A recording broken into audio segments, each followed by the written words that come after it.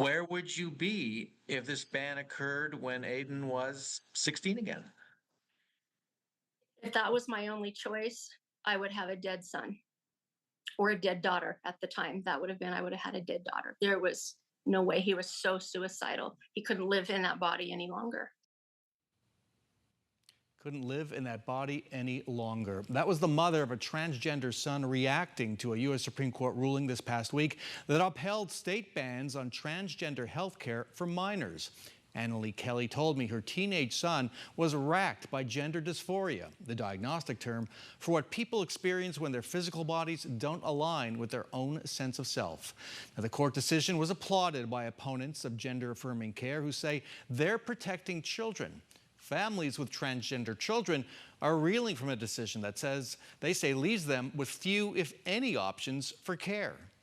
Joining us to discuss all that, Michael Soto, President and CEO of Equality Arizona, an advocacy group for the LGBT community, and Monica Phillips. She is an advocate as well for transgender children and has a transgender adult son of her own.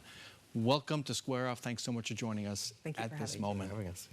I want to start with you, Michael Soto. What is the immediate impact of this ruling for transgender families? So the immediate impact here in Arizona and in the 24 other states like ours is that the current laws that have some sort of ban for medical care for children stand. And so in Arizona, we don't have a total ban. We just have a surgical ban for transgender youth, but that ban stands instead of being overturned.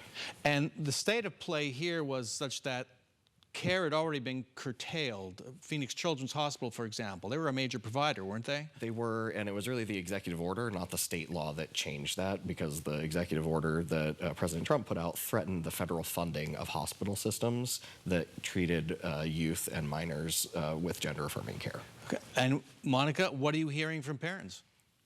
Right now I'm hearing a lot of the same that I've been hearing over the last several months, which is a lot of fear and anxiety, a lot of anger and frustration. There's so much fear out there right now about the safety and health and well-being of their children. There's fear that they won't be able to continue healthcare that they've already started or receive healthcare that they were anticipating needing as their children come into puberty. And they just fear how they're going to go about doing that, just causing a lot of anxiety right now. And then, of course, there's anger. There's anger that others are making decisions for them and their children. People who don't have a complete understanding of what these families are going through on a day-to-day basis. They're angry at the misinformation that is being spread that leads to harmful legislation. Let's talk about that because, you know, for the Supreme Court, this was a constitutional issue. For many opponents of transgender care, it's about protecting children who they say are getting health care that couldn't come back to haunt them in later years, that they're not prepared to get and shouldn't get. How do you respond to that? I think there's just so much misinformation about what actually gender-affirming care is and what that looks like in reality. We hear a lot about hormones and puberty blockers and not knowing the safety of those and not having those studies, but in reality, there's so much more to gender-affirming care. Much of it is monitoring these children, especially ones that start out at a very young age and they're not even ready for puberty blockers anytime soon, but they're being monitored, they're being supported by doctors that know about this and their families, and they're just receiving so much more than just a puberty blocker. And then for some of those kids, their gender dysphoria will desist, but as they come into puberty, that's when doctors will start working with families. But it's a long process. It's not a quick thing. We're often portrayed as, parents pushing things on their kids or doctors pushing or, things happening so quickly. But it's actually quite a process of monitoring, evaluating, seeing a variety of doctors, both medical, mental health practitioners, and they work together as a team with the families to make sure that these individuals, and I want to emphasize the word individuals because every transgender youth or people experiencing gender dysphoria have very, very different needs, and they have to be looked at as individuals. And one of the words we hear a lot is contagion. There's a contagion of transgender children getting sex reassignment surgery. What do you see? Is that happening? Not to my knowledge. I mean, what I'm seeing is that trans people have always been a very small percentage of the population, and we continue to be a very small percentage of the population. That's not changing. It stays pretty solid over multiple generations, and even when you look at younger generations of people coming out, perhaps having gender diverse expression, the number of people that are even youth getting treatment for gender affirming care to transition their sex still remains very low. In fact, a JAMA pediatric study last year found that of thousands of young people that they studied getting gender affirming care, 0.1%, less than 0.1% were transgender youth. And so that means that it's really cisgender children that are getting gender affirming care, the bulk of them, and transgender children are getting a teeny tiny percentage of that. And so be a little more specific. When we say transgender care, it seems that sex reassignment surgery is the big deal for many people.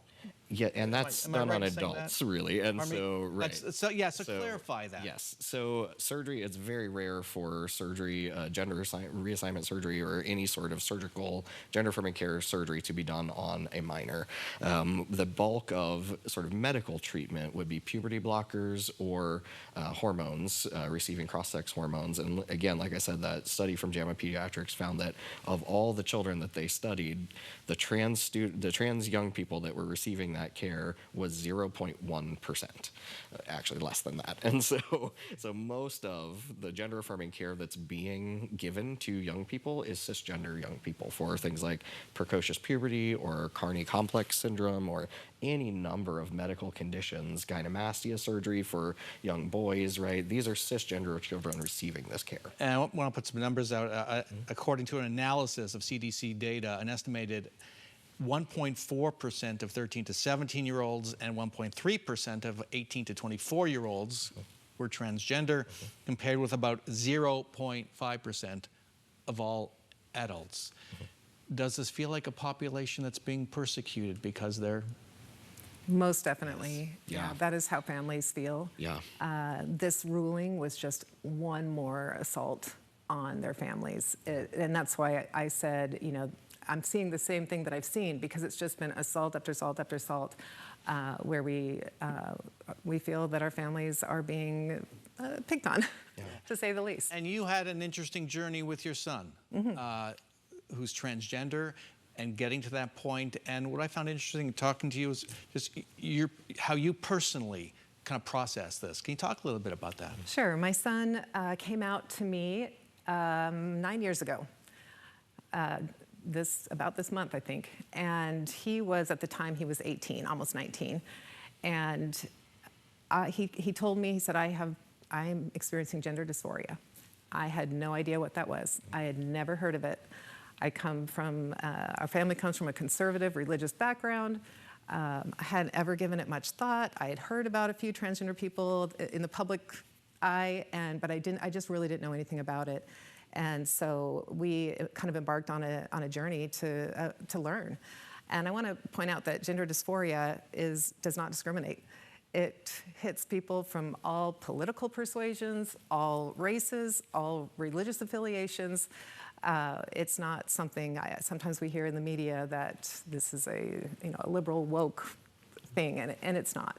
We're your neighbors, we're your coworkers. We sit in the pew next to you at church. Yeah. We're just regular old families. And so this has really been a journey, because I had to learn, and then I've spent many of the past 7 to 8 years just helping other families, working with them, supporting them, because we're all typically caught off guard with this. And you mentioned these are personal decisions, and they're personal decisions about medical care. Explain that. Okay, so just to be clear, I did mention that my son was 18 already. So we did not have the experience of needing to get transgender, gender affirming care for Lennon as a youth. But I do want to share that, and I thought somebody like that would be a good person to sit in this seat right now. But the fact of the matter is, parents are worried about their children's safety. Many of them are not out, and they don't feel safe in public speaking like I can. And so I feel honored to be here to represent those families today, because quite frankly, right now, they just aren't always able to do that. So with that said, Landon went on his own journey. He moved things he went very slowly. It wasn't, it was 2 years later that he began to socially transition, which is just a name change, a change of appearance, dress, hairstyle. And then we moved out here to Arizona from California at that point. He started seeing a therapist. That's a process to see a therapist, to transition for a certain amount of time before you can even think about receiving hormones. Like I said, it's a process. It's not a quick thing that you just do.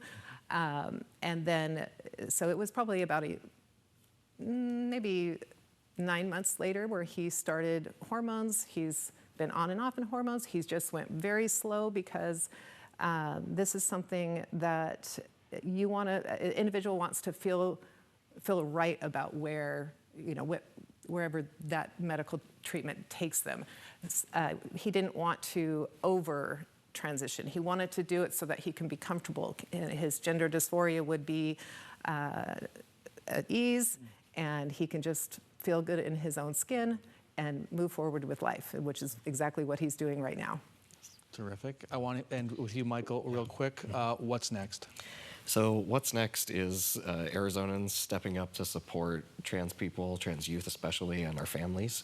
We need people getting to know us, listening to our stories, seeing us as human beings, and working with us to treat us just like everybody else with dignity, respect, and kindness, and hopefully working for equal protection under the law for our community. We are a minority population, that the majority and a very dedicated group of people that believe very differently than we do, that we don't exist. They want to erase us from the law. They want to legalize discrimination against us. And so we ask people of good faith in Arizona to stand with the trans community, and while you may not live like us, to realize that we're a part of humanity and that we deserve rights too. Got to end it there. Monica Phillips, Michael Soto, thank you so much for joining us. Thank you.